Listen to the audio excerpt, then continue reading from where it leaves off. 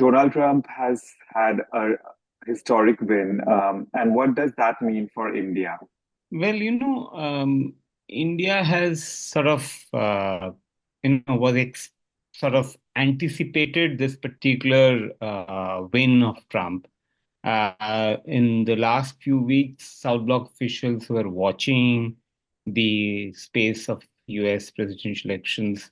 They had told me that if Kamala Harris was sort of up only by about a couple of points, that would mean that Trump was ahead by a fair margin because a lot of Trump voters are seen as Trump shy voters. Essentially, they don't want to sort of say in the polls that they're going to vote for Trump for because there is a sort of lack of empathy for such voters in even amongst their peer group.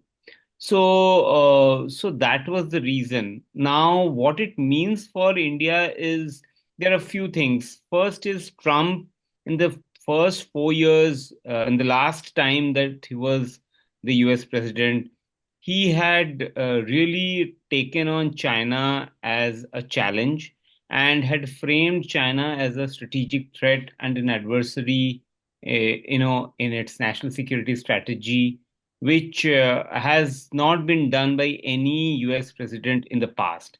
So that was something that the Indian government had said.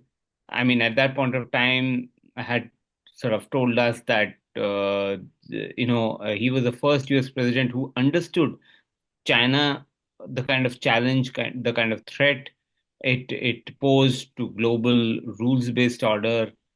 So this is something that is expected to continue because remember it was under Trump administration that the Quad grouping was revived, and Biden administration sort of took it forward and elevated to the leaders level.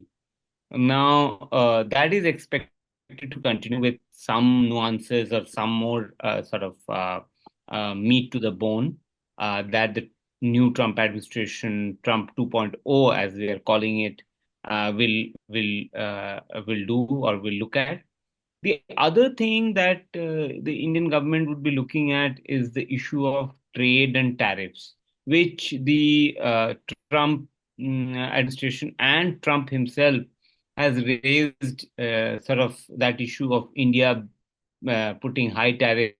If you remember last time in 2020, he had talked about the high tariffs by Indian government on the American motorbikes, the Harley Davidson motorbikes. So that will pose a challenge for India if he brings up those tariff issues once again. And And the hello, sorry, immigration too, right? Immigration too, right? yeah, and the second important issue is the issue of immigration, where Trump has made it a political campaign issue where he sort of pushed the conversation to the right, where even Kamala Harris had to take a tough position during her campaign. So that is something I think India would sort of also watch out for because India has long felt that this illegal immigration really puts a bad name to the legal immigration or skilled professionals, the H-1B visa holders who go there to kind of and they are they suffer because of the illegal immigration business that sort of many Indians sort of get into. So that is something will be an ongoing conversation now. And optics wise, if Indians are sent back in plane loads, that will be difficult sort of optics wise for the Indian government. And last but not the least, the human rights issues that the Biden administration, a Democratic administration, typically raises. That Trump administration, Trump himself has never been a big sort of votary of talking and lecturing on on human rights issues. And with that, conflated with that is the issue of this alleged Pannoon assassination plot, where although the judicial process is on and will be on, but the Trump administration is not expected, at least that's what South Bloc hopes, that they're not expected to really go all sort of gung ho on that particular issue. So these are some of the elements that one would have to watch out for, that how the new Trump administration, Trump 2.0, behaves in the next 4 years. You are in China now, right? And what is the feeling in, if you could tell us, if you could have gauged the feeling in China right now about this Trump win?